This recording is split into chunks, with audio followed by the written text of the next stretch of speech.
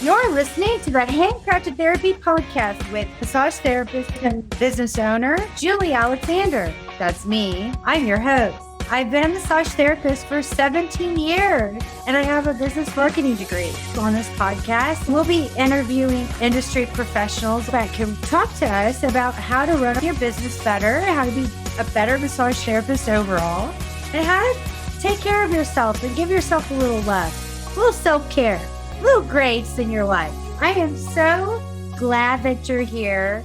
Thanks so much for joining us today. So I want to introduce Craig and Brendan from Massage Envy. I'm so happy to have them on the podcast today. Craig, can you give us a little brief introduction about yourself? Sure. Yeah. I spent most of my career in the restaurant industry, working with emerging brands, kind of helping them grow and scale. And then also worked for a company that was coming out of bankruptcy. So kind of learning how to put the wheels back on the bus and grow it. And then we actually sold that and created another brand. But I love that. I love the growing, the creating, the fighting, the process of building a business. You know, the good and the bad. I enjoy that thoroughly. And, throughout my career, I helped other people fulfill their dreams. And I kind of always thought at some point I need to do this for myself, and then COVID, the time of COVID kind of introduced a lot of opportunities for people, and it wasn't a great time in the restaurant industry. It was a great time to maybe this is that time. And I had been at the executive level, for at least the last 10 or 12 years in my career. So I didn't technically run restaurants. I ran businesses. And so I understood that a lot of my skills translated across businesses. And I was in the service industry, which is that one skill is, it applies to everything that you do. So I really kept an open mind into the businesses that I looked for. And I really just wanted to find something that would be a good fit. And I looked at, different types of, I did look at restaurants. I looked at home services stuff. I looked at personal services stuff, but a friend of our family, he was familiar with the Massage Envy in Tyler and had been a part of Massage Envy, had owned several himself. And he was like, hey, this is a great opportunity. You really need to look into it. Well, I had been a previous consumer of Massage Envy. I've gotten massages most of my life for when I was younger in sports. And then as I was older, helping with various illnesses and injuries and stuff, separated shoulders and all the fun stuff that happens as an adult. So I was definitely a believer in body work. But the more I learned about Massage Envy and the business model, I was like, this is great. I know service. I just don't know massage, but I already know it from the client side. And so I could learn it from the business side, which was interesting to me. And the more I learned, the more I was intrigued. And next thing I know, I'm in Tyler and I own the Massage Envy. But it's been awesome. It's been a great journey for us, learning and growing and building that and adding to my own knowledge, different ways of trying to grow a business. And I knew how to grow restaurants. And it's somewhat similar maybe from a marketing perspective, but adding in that care side and where you're really connecting with that client. We would connect with you in the restaurant, but it's not the same when somebody's helping you heal. That's a different connection. And it's very rewarding, honestly, when you see people and they're walking out smiling and they're walking better and they're kissing the therapist because they're so happy. That makes me feel good. I love that. I love being able to do that and to have a place that's mine that I'm proud of and to create an environment for all of my employees that I'm proud that I'm a part of. I told them, I'm like, look, this is our clinic. I live 2 miles away. We have the opportunity, all of us, to build a business that we're all proud that we work at. And if we don't, shame on us. This is ours to do. Yeah. So let's do it right. Let's do it in a way that we love going to work. And if there's something that you need or tools that you need to do your job, tell me. That's my job. I'll make sure you have what you need to be successful. And then that way you can focus on the task at hand and healing people and making them feel better or relax or giving them, opening them up to different services and stuff. So I did bit about me. That's okay. So Craig, you own a franchise. You're a franchise owner. Yes. Massage Envy, and you own the Tyler location. And do you have any other locations? This week, literally acquired the Frisco location. So I had, been looking for other locations, not aggressively, But when I first started with Massage Envy and we went to a regional meeting, Brendan and a few others like really kind of immediately, hey, I'm Brendan. Here's my card. Call me if you need me. There were a few people that really wrapped their arms around me and supported me. And, really, I think we kind of got along from the beginning, and then when these opportunities came up, I got a phone call. He explained what was going on, and I was excited because I knew him. I knew how he treated his people and the kind of the culture that he had, and it was similar to my culture. So then I really looked at it critically to see if it would be a good fit for us, and everything seems to work out. So I'm very excited and happy. Awesome. Well, that brings me to Brendan. Brendan, do you want to talk a little bit about yourself? Not really, no. The first part of what Craig is actually talking there, and I'm honored that Craig is actually we're passing the torch to him, passing the proverbial baton. I would say, when you look at the entire business cycle of any industry, Massage Envy and the massage therapy industry, we're a nascent industry, and it's probably maybe on the second leg of what it really can be. And we've come through a long slog of opening and really bringing massage therapy and skincare services for what we do. But really, I know we're talking more about massage here. We've brought it from what we call the elite and expensive circles of what it was 20, 25, 30 years ago. Either you knew someone that was a massage therapist, or you go to a spa on your wedding day. It was primarily women. Men usually didn't do much of this. And it was expensive, or you'd go to a fancy hotel on a vacation and, you're out on the beach and everyone has those dreams, but it was not something that was really mainstream. And I'll kind of give you, my journey is much different than Craig's, but somewhat similar. But I was never a client. I'd never had a massage until the day that I signed the agreement to be a franchisee with Massage Envy in 2005. That was literally my first massage. And I started out. Hey, y'all. Howdy. How's it going? I just wanted to send you a quick message to let you know we are having an exciting event coming up Saturday, February 24th at Handcrafted Therapy in Plano. That day, we will have a lot of different instructors with booths giving demonstrations about how to find your niche. So please come and join us. Mark your calendars. If you want to come, it's only $5 to get in. You get snacks and drinks and products and demos, all kinds of fun stuff. If you want to sign up as a vendor, please contact me. It's $150 for a table. Please come. Find your niche at Handcrafted Therapy. I wanted to be an astronaut. That's true. I went to the Air Force Academy. Don't like people telling me what to do. Didn't work out well there. I could perform, but I just didn't really enjoy it. I wasn't happy. So I pivoted. I went into business administration, marketing, and got my degree up in Stillwater, Oklahoma at Oklahoma State in marketing with an emphasis on consumer behavior and psychological and sociological social psychology. Then mom and dad said, hey, let's go build a winery. And I thought, okay, this is random. We built a winery and a bed and breakfast. And I moved down here to DFW in 2003. And at the time, I had a business plan written for frozen custard. Like what we have now here in DFW's Andes. That's the business plan. When I was 10 years old in St. Louis, Missouri, we would go to St. Louis Cardinals ball games in the 80s. And after the ball game, you went to a little place, frozen custard, called Ted Drew's. And at Ted Drew's, I always got a butterscotch concrete. I just love the butterscotch. When I had the butterscotch concrete, I said, this is joy. I want to share it with people, and I can do a business with it. And fast forward to Massage Envy. This guy, he actually lived next door to the Cold Stone guy because he knew about custard. And he says, look at this thing called Massage Envy. There's these clinics here in Phoenix that are doing really well. It's a membership-based massage therapy business where they said we do professional, convenient, and affordable massage therapy. You could be on your cell phone. This is before the iPhone, in the parking lot, calling them and actually get in and get an appointment. Because before you had to know somebody, like we talked about, you had to go to a hotel or a resort And it was always expensive, and it just didn't work. It wasn't available and accessible. And this was actually cost effective. And I thought, that's a really good idea. And I think Craig was hinting at the same guy that introduced him.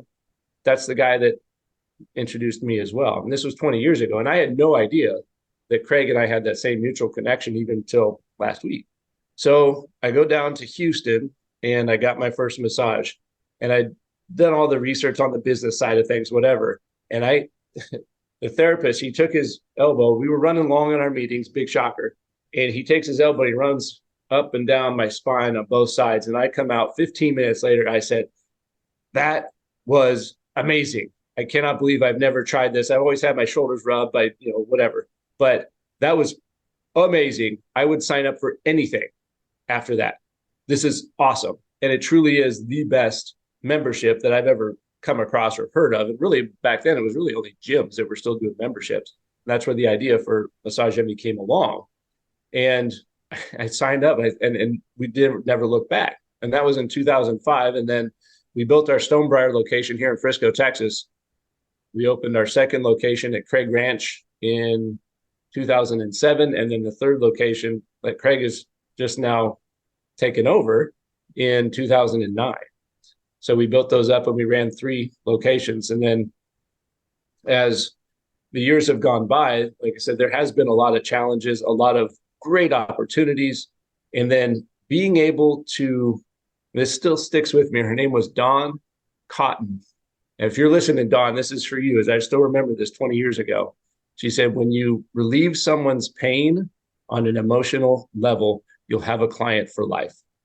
And the stories that we probably will get into a few here today of the clients that have come to us in all walks of life, all manners of different kinds of pain, whether it be physical or emotional, and we're able to help them. When people would come and they always left in a better mood, Craig mentioned it earlier as well. When people leave us, they always leave feeling better, emotionally, spiritually, physically. The whole total body wellness is a real thing. And the lives that we're able to change in that regard are unmatched and second to none. And we're doing it out in front of the traditional Western medicine methods. So we're actually able to help people. And that's just, it's truly rewarding to be able to do that. That's awesome. Brendan, you've been with Massage Envy now for 20 plus years. You've seen a lot in our industry, and I'm so thankful to have you on the podcast today and be part of this world because, having people that have been in this industry for as long as you have is really important to know the history of where we're coming from and where we're going. Massage Envy has changed the way massage is presented to our society. It's given us a much more affordable way to get body work done, as you both mentioned. And that's been phenomenal for us in a lot of ways. And it's created a demand for not only massage therapy, but massage therapists itself. And I know one of the things that we struggle with in our industry is not having enough employees. Do you want to talk about that a little bit, Brandon? Team members, number one. Okay. And I'm going to encourage, this is really, really important. As we're looking at the relationship between, a franchisee or a spa owner, a hotelier, whatever it happens to be, it should be inverted. At the top of, people always think of a pyramid, like the CEOs at the top, blah, blah, blah. And it's inverted. It's like this. And at the bottom is your owners, if you will, the franchisees, the spa owner, whoever it happens to be, the business owners at the bottom. This is a servant's mentality. We have the heart of service. We're here to do that. And in any given spa or hotel or our clinics as well, then you have your first line is your front staff. And it's our work is to create the environment for which all these people can be successful and be part of a team and be able to help each other. Because we all bring individual talents to the whole ballgame. And when you have a massage therapist and you have a business owner, then my strength is not doing massage therapy at all. My strength is business administration, marketing, payroll, taxes, legal, leasehold negotiations, the whole 9 yards. That's exactly what Craig does as well. And a lot of times that's not the strength of a massage therapist. or an esthetician, or maybe they could do it, but they don't want to. There's all these different variables, and it has to be looked at individually. But then you have at the bottom, me or Craig, and then our front staff. And then you have our service providers or therapists and estheticians. And at the top of that whole thing, the thing that's the most important that we always have to keep in mind is the clients. Those are the people that we all live to serve together as part of a team. I said, it's kind of like when you have a manager versus a leader. There's a big difference between the two. So I forgot the question, though. Can you repeat that? That's okay. The shortage of employees in massage therapy in our industry. Exactly. Yeah, this has been the biggest problem. So when we first started, it was not that way because there were a lot of therapists that again, it takes a unique individual, and we applaud and we champion those that can go out and run their own business, but it's not easy. It's really hard. And sometimes people I just want to do a massage. I don't want to do the linens and the lotions and the advertising, the marketing, the bookkeeping, and the taxes. Oh, the taxes. 1099 W-2. There's a big difference. Anyway, they don't want to do that. And that's where we came into play, and then bringing the clients in. And it was a perfect marriage then in the very beginning. But then as people found out, the clients, they were coming to us in droves. They said, this is amazing. We actually have access to something that's so wonderful. It helps us. And we don't have a way to access it, but now we do. And then all of a sudden, everybody got the idea. They heard about this. And then, boom, you have an explosion of the industry. And since, I would say, really, we opened in 2005, and we started talking about this as a problem probably in 2007. Ever since then, it's been an issue. Wow. The talent. So we have more clients than we know what to do with because people clamor for these services. And then, Craig, I'll let you chime in here as well. Yeah, I mean, when I purchased my clinic in March of 2021 is when I took over. So I took over with a therapist shortage.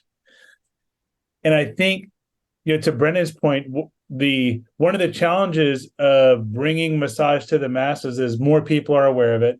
More people are understanding the benefits of it. So the need is growing exponentially. And then it's just trying to keep up with that pace with more students and more people coming into the industry, which in itself is a challenge. Then you throw something like a pandemic in the middle of the mix, and maybe somebody who's on the tail end of their career as a massage therapist with a few years left, they're like, I'll just retire now. So there was we lost some people maybe a few years early. And then there was a time where the schools were either closed or shut, or like, even if they were open, maybe enrollment was stifled significantly. So it's almost like a perfect storm of increasing demand, this like stranglehold on the therapist injection that the schools can constantly pump into the system, or are hopefully pumping into the system. And so now, while there was already a deficit, it was like, whoa, holy cow. And then also in that time of COVID, I think just, like I said, from being a client and a consumer, I knew how hard it was for me to get scheduled with my massage person. And it was just like, well, and I thought it was great because I'm like, oh, more people are finding out about the benefit of this. And during COVID, I think a lot of people kind of looked inward at their own health, and it probably poured gas on the fire of even more people wanting it. Because in 2021, when I took over, our demand was not down. When I was looking at the numbers, it was as strong as it had ever been. We just didn't have the people to meet the need. And I tell therapists, I'm like, look, I could hire 4 people right now, full-time employees. Give me 48 hours and I'll fill your books. I've got people. I can get you on. I can fill your books if you can give me hours. There's just that many people. And we are fortunate that we're near a hospital, and a lot of our members are the hospital workers. They're on their feet. That's a go job. They're on their feet. They're hustling around. They need that break. They need that relaxation. They need that release and that therapy. So we're blessed in that aspect. But yeah, it's a bit of a perfect storm that I think hopefully some of the new schools coming in, I talked to the school here and located in Tyler. They're adding another class At one point, they were just doing days. And this October, they were able to hire another instructor. They added a night class to help meet the demand. So they're now seeing more demand for students. So that's encouraging. But we have a big gap we have to fill. So hopefully we can get the word out there. And I think in the conversations I've had with therapists, I think there's an educational component to it. So some people may be like, do I want to do it? Do I not want to do it? I don't really want to be a business owner. I heard that's really like the best course of action. And the answer is yes, for some people. For some people that are a great therapist and have an entrepreneurial mindset, awesome, high five, more power to you. Call me if I can help you. I think that's amazing. But there's other people sorry, Brendan, go ahead. Just add, we will teach you how to do that. Yes. And celebrate it when it happens. Absolutely. Yes. Go ahead. Because I think anything that helps the industry, we're all going to benefit and win there. But the other side of that is maybe somebody that really just wants to be a great massage therapist and isn't interested in taxes, insurance, rent, buying supplies. Heck, okay, that's great. I'll do all of that for you. I'll provide a great environment. And the benefit of Massage Envy is we have name recognition. So we have a large member base. I mean, heck, somebody comes out of school, like I said, if you give me hours, give me 40, give me 2 days and I'll fill your books. So there's a benefit to somebody that just wants to come in, focus on their craft, help people heal, give those great experiences to clients and focus on that. We provide that. And heck, if you want to go the other route and be a business owner, we celebrate that too. And like Brendan said, if you need help, call me. I'm happy to talk to you, to share experiences with you, anything to make you more successful, because we'll all win in the long run. Absolutely. Massage Envy has kind of a bad rap with massage therapists. I'm gonna talk about the elephant in the room for a minute and make us all a little uncomfortable. But I think it's important that we discuss it, because I think people that are listening to this podcast is going, well, why don't you just pay your therapist more? Maybe you'll get more interest in somebody coming to work for you. Who wants to talk about this? I've heard Brendan explain this before, so I'm going to let him do it because he does a great job of the walkthrough. Well, yes, we know this is a thing. Okay. Yeah. And I'll kind of say, let's first start and this doesn't matter, take the name out of it. Okay. So you've got, I'll throw some of the brands out there. There's Massage Envy, there's Massage Heights, Elements Therapeutic Massage, Hand and Stone. They're all franchise brands. Then you have the Omni PGA in Frisco as an example. You've got the Crescent Hotel, you got the Four Seasons, and any chiropractor, the Woodhouse Day Spa, anything and everything in between. But let me pivot over to the coffee side since we are drinking the coffee. Everyone knows Starbucks as an example. And how many times, and I'm kind of speaking to the audience here, how many times have you gone to a Starbucks and is it always a wonderful experience? And the answer is usually no. It most of the time is, but every now and then you have a bad experience. And Starbucks are all corporate stores and we all love the brand. There's the emotional connection of, I go there with my wife every time, or we go on the dates, or I meet my friends for coffee, et cetera. And there's that emotional connection too, which is really important, but that doesn't always overcome the people aspect. And every individual location, every franchise brand, every national brand, every individual mom and pop. I talked to a therapist that's working with a chiropractor it's an individual and it's not really working very well because of the individual situation. So, and I encourage all of our people to do this as the students I've worked with and taught over the years, or even as we're teaching existing therapists. You go in any career, any industry, any line of work, it doesn't really matter. You go in and you interview the business as much as they may be interviewing you, because it comes back to the culture of the individuals at the location. This is why when you go to a Starbucks and you have a bad experience or an angry barista, you can say, well, this isn't really Starbucks. This is this person. Maybe they're having a bad day.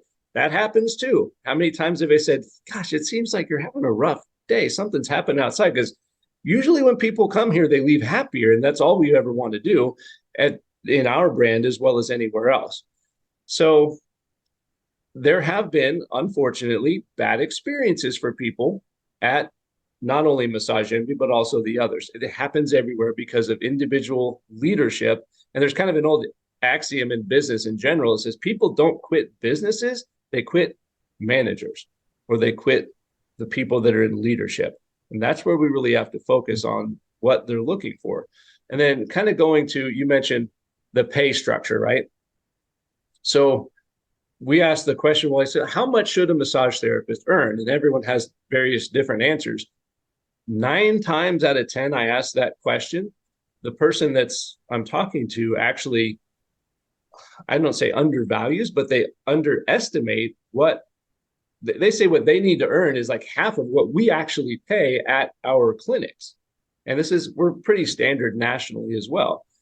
We can't speak to specific individual situations, but I can give kind of a range in that when students come out just fresh out of school and they start looking, and this doesn't include benefits or health, nothing, just kind of the base range of income as a starting massage therapist at a Massage Envy or a very similar type brand, you're looking at 40 on the low end up to 60 on the high end. A lot of it depends on the commissions you receive from your clients. Those are called tips or gratuities.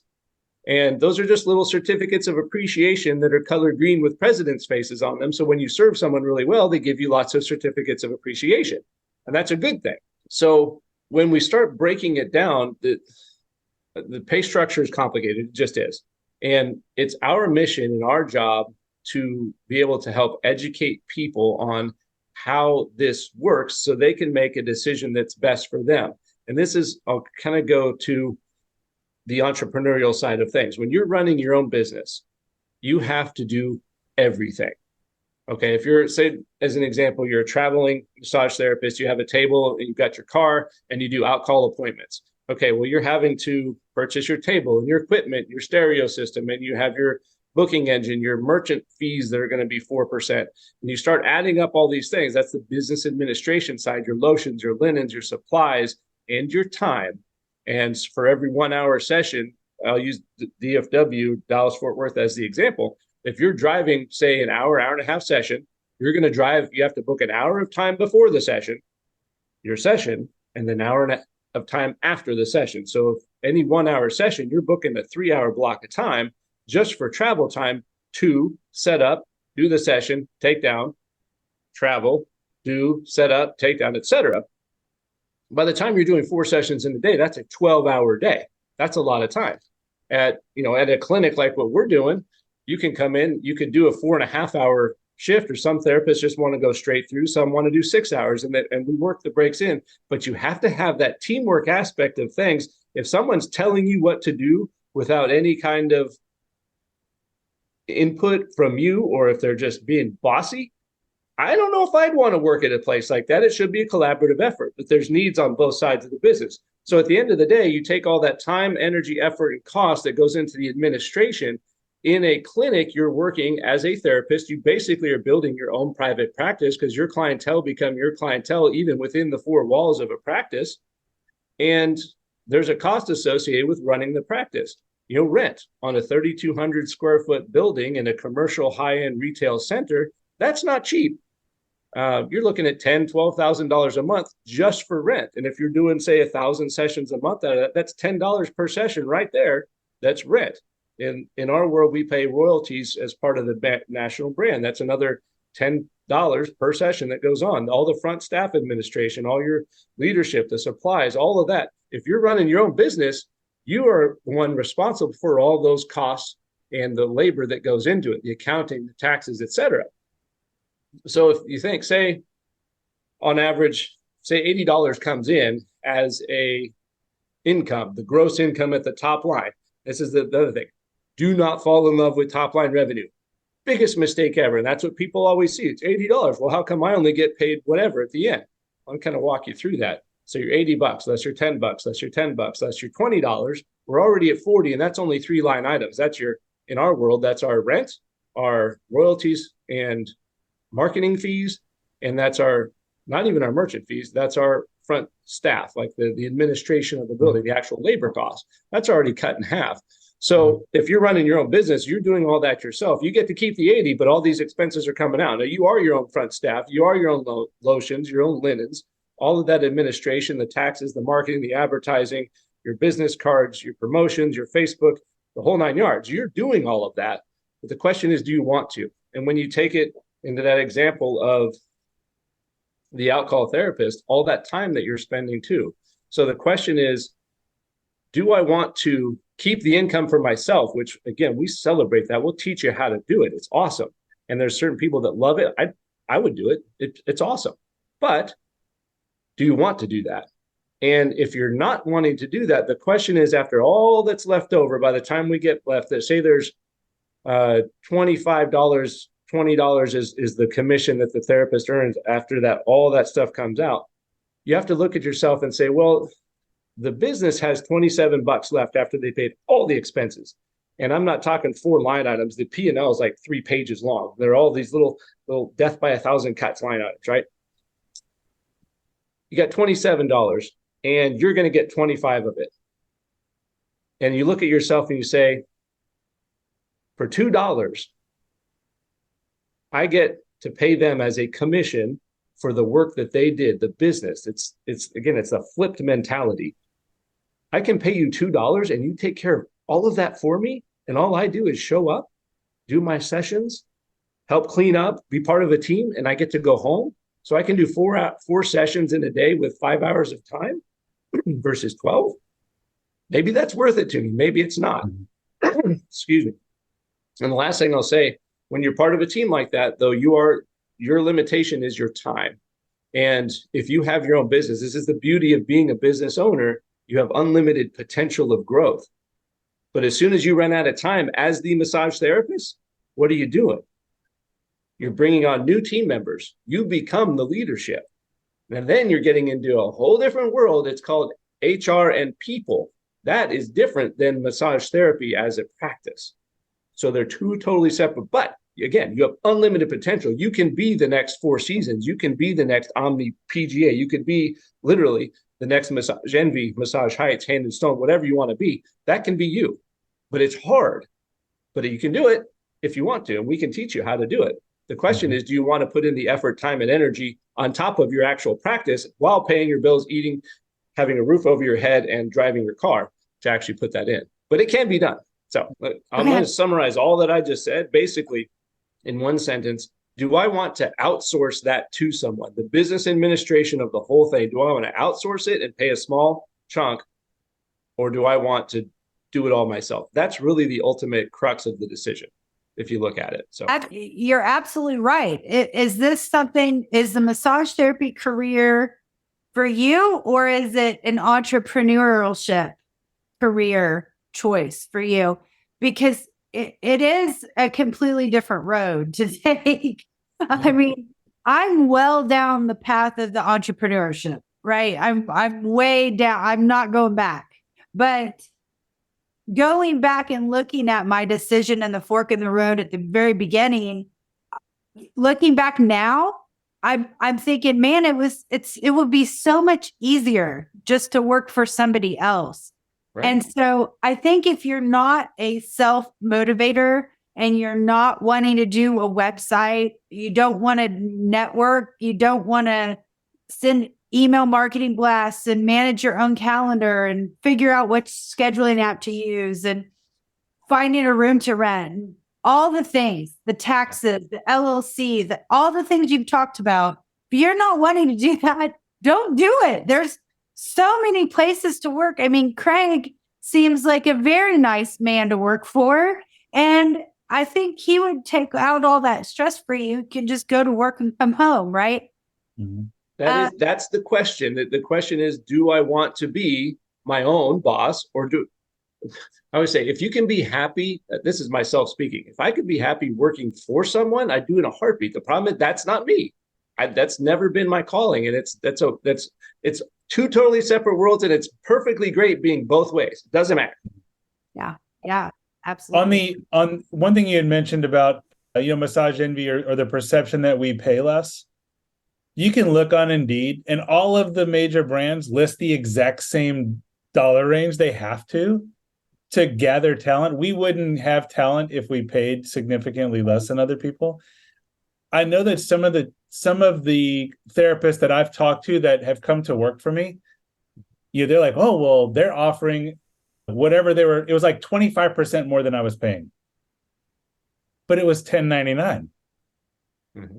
And they got to do their own sheets and bring their own supplies. Yep.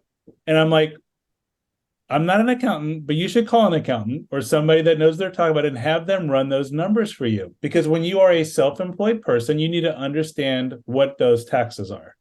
And if you have to buy your supplies, you need to understand what is going to be your cost per service and really understand how much you're making. But what they see is the big dollar. They're going to pay me this. Well, it actually, when you do the math, it ends up being like $4 an hour less than I'm paying you, or you have the potential to make with us. But they don't see that yet. They need to like draw that down. And I'll try to do it for them, but I'm not an accountant. And I tell them, look, you need to talk to your parents or your friends or whoever you trust and have them walk you through this exercise and really understand at the end of the day what you're taking home, because we're all very competitive. We need to be competitive. We all pretty much offer the same thing. So really what I look for with the therapist is not really the dollar amount. The dollar amount, I make sure we're competitive and we're at I want to offer the best compensation packages in Tyler, but I also know that that's not just dollars. Like, how do I make this not a really good paying side hustle, but actually make it a career that somebody can grow in? Great. We can offer PTO, right? You're self-employed. You can get PTO. It's called not getting paid, not scheduling time off, we work with people to get health insurance. You can get discounted health insurance and be able to benefit from the group. So you get group pricing as opposed to individual pricing. We work with like the local chiropractor, so we can get chiropractic care for free for our therapists to help them keep their bodies working, So there's some ancillary things that we can do for them to help them stay healthy and give them time with their family and be able to take a day off to go spend with their kids or go to graduation or go on vacation and not stress about not getting paid for that. That I think to just try to add to it. And my goal is I want people to stay for a long time. I want to create an environment where they can have a great career and thrive, Again, the more that they can stay healthy and the more guests they can service, we're all going to win. Absolutely. I do want to ask a question though. You mentioned, Brendan, that when a situation comes up and you have a management problem, let's call it, a situation with maybe a specific franchise owner that is it's not as successful as you'd like it to be. What steps is Massage Envy doing to help better that situation? We very specific. This goes back to the culture we're talking about. And I'm an advocate. If you know me long enough, you'll hear me say hungry, humble, and smart. And this isn't my work. This is Patrick Lencioni. He wrote a book called The Ideal Team Player. And can you put it in the show notes, actually? What? Yep.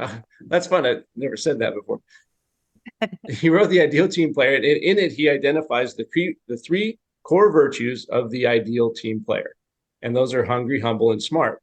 And it works not just at Massage Envy or any other massage business. This is in life. This is your personal relationships. In his book and his teachings, he phrases humble as it's not thinking less of yourself. You should be confident. You should be really well versed in your craft and your trade and feel like you can serve others really well. So it's not thinking less of yourself. It's thinking of yourself less. And again, being part of that team. And then if you're hungry, you're the one, you're not, if you're in a business and you're just all you can do is control yourself. You can't control what other people do, but you can control how you react to these situations. So if you're out there always looking, hey, how can I help you? Miss Smith, what is it I can do before I leave? I've changed out the linens. I took out the linens. I'm helping my teammates. I've done the face cradles, whatever. Is there anything I can do to help you before I go home for the day? Just be part. And just when the work is many and the hands are few, everybody's overwhelmed. But when the hands are many, the work is few. So if everybody pitches in a little bit, it's awesome. And if you're running into the challenge where you're not feeling that, you have to go and have an uncomfortable conversation.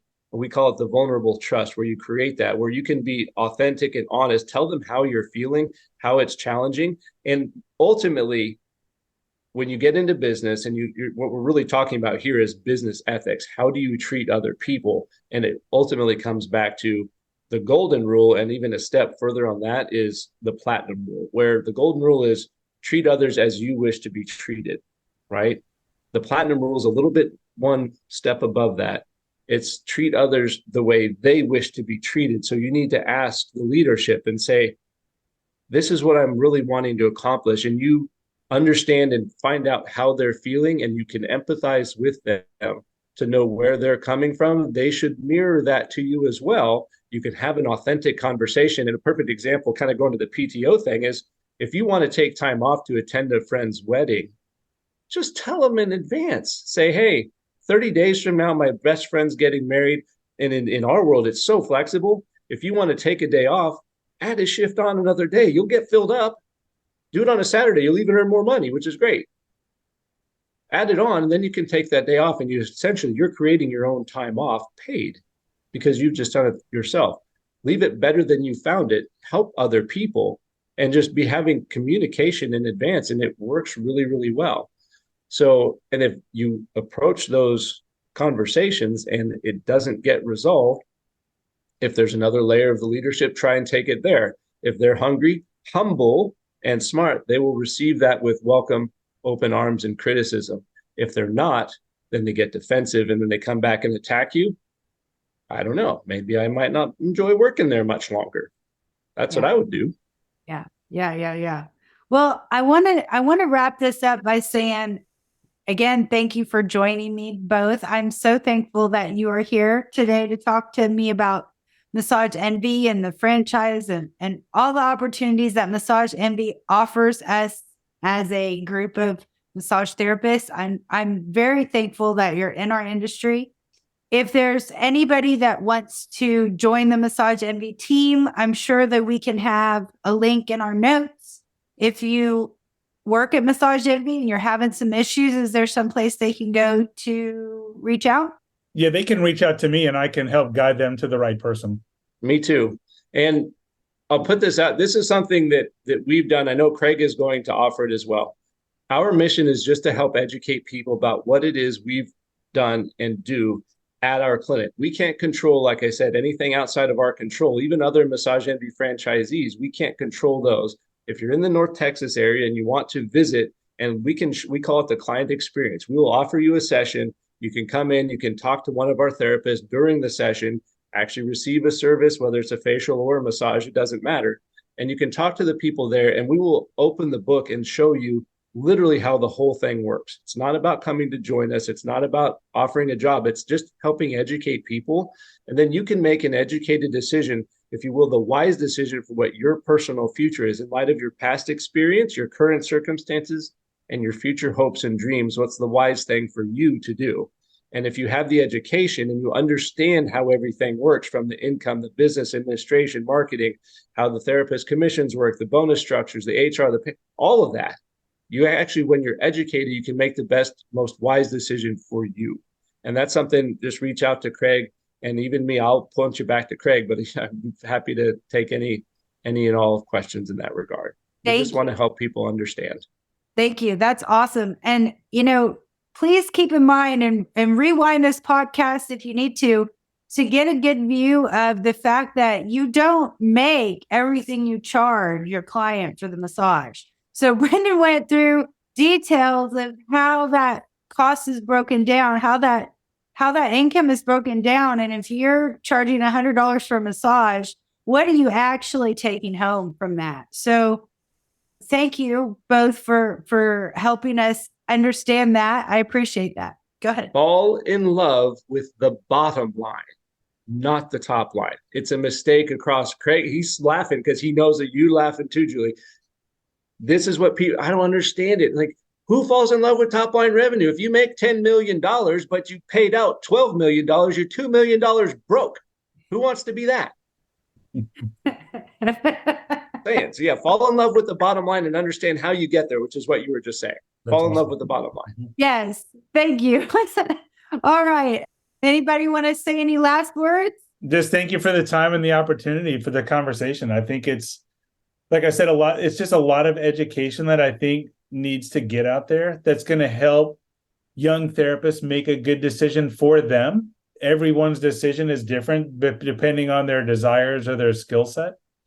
And it may change. You may want to start off working for somebody and then shift to doing it for yourself. But I think it's just getting the knowledge out there so they can make good decisions and leaning into people that you trust and value to help you, if you don't know how to put that math together, to put that math together so you can really understand, like, you know, what are the true costs here and what feels good to me.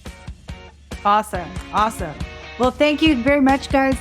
Thank you so much for joining me on the Handcrafted Therapy Podcast. I would love to hear from you. You can email us at podcast@handcraftedtherapy.com, or you can come by the store. It's at 3303 North Central Expressway, suite number 240 in Plano, Texas, 75023. Or you can connect with me on social, Instagram, Facebook, #Handcrafted Therapy. I'm Julie Alexander, and I wish you a very happy and healthy day.